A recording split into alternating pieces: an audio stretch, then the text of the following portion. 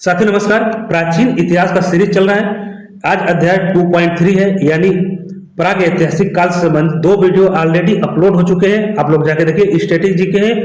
All exam में ये कारगर सिद्ध होगा। चलिए प्रारंभ करते हैं। पहला प्रश्न है, मध्य पाषाण काल में वैश्विक जलवायु में क्या मुख्य परिवर्तन आया था? तो ये आया था, जलवायु गर्म और आर्द्र हो गई थी। देखिए, हिमयुग की समाप्ति के बाद तापमान बढ़ा, जिससे नई छोटी वनस्पतियां बहुत तेजी से वनस्पतियां क्या हो गई,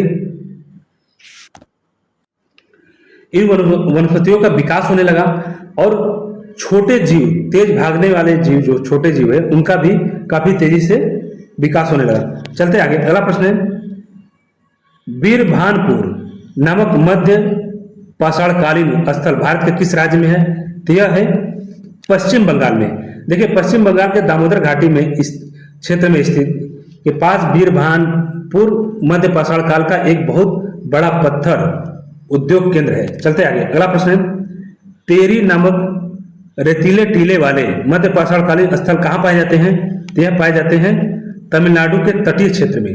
देखिए, तमिलनाडु के तूतीकुड़ी जिले में लाल रेत के प्राचीन टीलों, जिसको तेरी बोलते हैं, के पास तटीय मध्य पाषाणकालीन बस्तियां खोजी गई हैं। चलते आगे। अगला प्रश्न है, मानव द्वारा जंगली अनाजों को इकट्ठा करने का प्रारंभिक साक्ष्य किस काल में मिलता है? यह मिलता है मध्य पाषाण काल, यानी ऑप्शन बी सही होगा। देखिए, नियमित खेती यानी कृषि शुरू करने से ठीक पहले मानव ने कुदरती रूप से उगने वाले अनाजों को बटोरना सीख लिया था, यानी उसका भंडारण करना वो लोग जान गए थे। चलते आगे। अगला प्रश्न है, मध्य पाषाण काल के मानव मुख्य रूप से किन छोटे जानवरों का शिकार करते थे? तो ये खरगोश, हिरन, पक्षी और मछली, यानी ऑप्शन ए सही है। देखिए, छोटे और हल्के तीर के सहारे से वो झाड़ियों में छिपे रहे छोटे जीवों को, उड़ते पक्षियों को और पानी में मछलियों का वे लोग शिकार करते थे। चलते आगे। अगला प्रश्न है, चोपनी मांडो, ये उत्तर प्रदेश में चोपनी मांडो स्थल से किस प्रकार के साक्ष्य मिले हैं? तो ये मिले हैं मधुमक्खी के छत्ते जैसे झोपड़ियों और हस्त निर्मित मिट्टी के बर्तन, यानी ऑप्शन बी सही है। देखिए, प्रयागराज इलाहाबाद के बेलन नदी घाटी के क्षेत्र में यह क्या है, साक्ष्य मिले हैं। चलते आगे। अगला प्रश्न है, मध्य पाषाण काल में औजार बनाने के लिए चर्ट और चैस्पर के अलावा किस पत्थर का उपयोग बढ़ गया था? तो ये कल्चेडोनी और अगेट का। देखिए, ये अर्थ है, ये कीमती और चमकदार और अत्यधिक कठोर पत्थर थे, जिन्हें तोड़कर मनचाही सूक्ष्म यानी छोटे छोटे धार आसानी से बनाए जा सकते थे। चलते हैं आगे। अगला प्रश्न है, भारत के किस मध्य पाषाणकालीन स्थल से युद्ध या आपसी लड़ाई में मारे गए मानव का पहला साक्ष्य मिला है? तो यह है सराय नाहर राय, ये उत्तर प्रदेश में।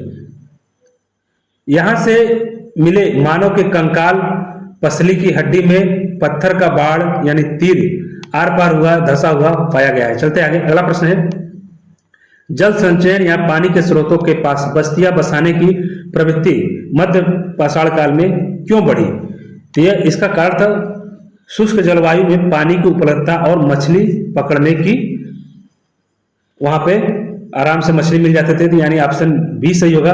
देखिए, तापमान बढ़ने से जल स्रोत सीमित हो गए, जिससे नदियों और झीलों के किनारे भोजन यानी मछली आसानी से इकट्ठा किया जा सकता था। चलते आगे। अगला प्रश्न है, मध्य पाषाण काल को पाषाण काल का संक्रमण काल क्यों कहा जाता है? तो यह है, यहाँ पूर्णतः शिकारी जीवन से कृषि अस्थायी जीवन की ओर बढ़ने का यह मध्य चरण था। देखिए, यह काल पूरा पाषाण की आखेट यानी शिकारी संस्कृति से सीधे नव पाषाण काल के उत्पादक यानी किसान वाली संस्कृति के रूप में के बीच एक पुल का काम किया। चलते आगे। अगला प्रश्न है, नव पाषाण काल शब्द का सर्वप्रथम उपयोग किसने किया था? ये सर्वप्रथम उपयोग किया था सर जॉन लुबाक ने। कब? 1865 ईस्वी में किया था। देखिए, लुबाक ने अपनी प्रसिद्ध पुस्तक प्री हिस्टोरिक टाइम्स में पाषाण काल के इस अंतिम उन्नत चरण के लिए यह शब्द गढ़ा था। चलते आगे। अगला प्रश्न है, नव पाषाण काल को क्रांति की संज्ञा किसने दी थी? यह दिया था बी गार्डन चाइल्ड ने, यानी ऑप्शन बी सही है। कृषि, पहिए और अस्थायी गांवों के निर्माण के कारण मानव जीवन में आए युगांतरकारी बदलाव को इन्होंने क्रांति कहा था।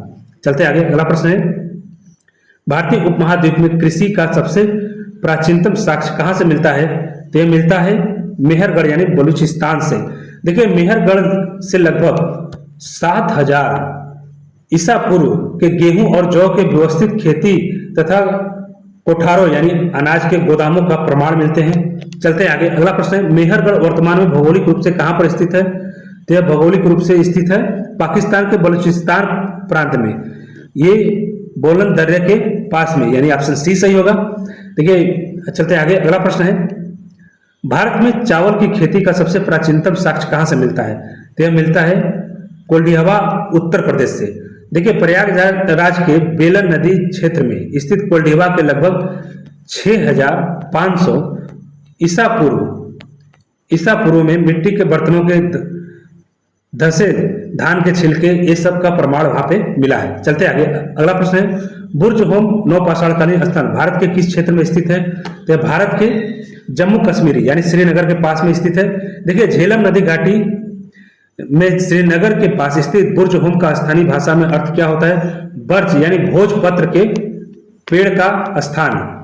चलते आगे, अगला प्रश्न है, किस नौपाषाणकालीन स्थल में गर्त निवास यानी पीठ वेलिंग जमीन के अंदर गड्ढा बना के घर के साक्ष्य के मिला है? तो यह है option A Burj home, option A में बुर्ज होम गुफकराल में। तो ये देखिए कश्मीर के बर्फीली हवाओं और अत्यधिक ठंडी से बचने के लिए यहाँ के लोग जमीन के नीचे सीढ़ीदार गड्ढे बनाकर रहते थे। चलते आगे, अगला प्रश्न है, किस प्रागैतिहासिक स्थल पर मालिक के मरने के बाद उसके पालतू कुत्ते को भी कब्र के साथ में दफना दिया जाता था? तो यह है बुर्ज होम में। देखिए बुर्ज होम में मानव कंकालों की खुदाई से उनके साथ कुत्तों का भी कंकाल मिला है। तो इससे यह स्पष्ट होता है कि ये कुत्ते जो अपने मालिक के वफादार होते थे उनके गुजरने पर उनको भी दफना दिया जाता था साथ में। चलते आगे, अगला प्रश्न है, गुफकराल नौपाषाणकालीन स्थल का शाब्दिक अर्थ क्या है? तो इसका शाब्दिक अर्थ है कुम्हार की गुफा। देखिए कश्मीर का यह स्थल मिट्टी के उन्नत बर्तन, सिलाई की सुइयों और पशुपालन के उत्कृष्ट साक्ष्यों के लिए जाना जाता है। आगे देखिए बिहार का वह कौन सा नौपाषाणकालीन स्थल है जो बड़ी मात्रा में हड्डी के औजारों के लिए प्रसिद्ध है? तो यह है ऑप्शन बी है चिराद यानी सारण जिला में। देखिए गंगा घाटी में स्थित चिराद से हिरणों के सींगों को घिसकर बनाए गए प्रचुर मात्रा में क्या बारीक औजार मिले।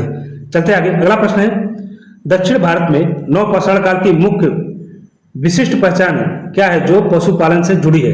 तो यह है ऑप्शन बी राख के टीले।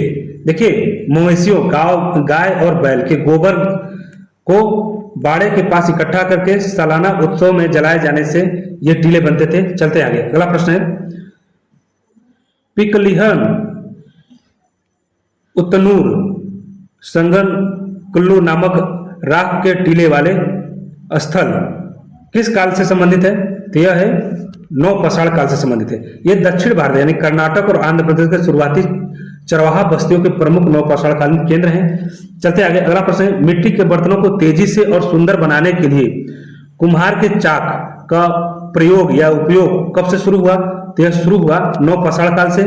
चाक के आविष्कार से बर्तनों का बड़े पैमाने में क्या हुआ? उत्पादन हुआ। चौरस उत्पादन और विशेषकर अनाज का भंडारण काफी आसानी से संभव हो सका। चलते आगे, अगला प्रश्न, कपड़ा बुनाई और कताई की कला का विकास सर्वप्रथम किस काल में हुआ? यह हुआ था नौपाषाण काल में। देखिए कपास और ऊन की कताई के लिए प्रयुक्त होने वाली मिट्टी के चक्र और नौपाषाणकालीन बस्तियों से मिले हैं। चलते आगे, अगला प्रश्न है, उत्तर पूर्वी भारत असम का कौन सा नौपाषाणकालीन स्थल जेडाइट पत्थर के औजारों के लिए प्रसिद्ध है? तो यह है दाओजली हैंडिंग यानी ऑप्शन बी सही है। असम के पहाड़ियों में स्थित इस स्थल में ओखली, मूसल और चीन म्यांमार से आयातित यानी उसको आयात किया गया है ऐसा माना जाता है। ये जेडाइट पत्थर से ये बना हुआ है। चलते आगे, तो आज के लिए दोस्तों बस इतना ही, मिलते हैं नेक्स्ट वीडियो में। Thank you for watching.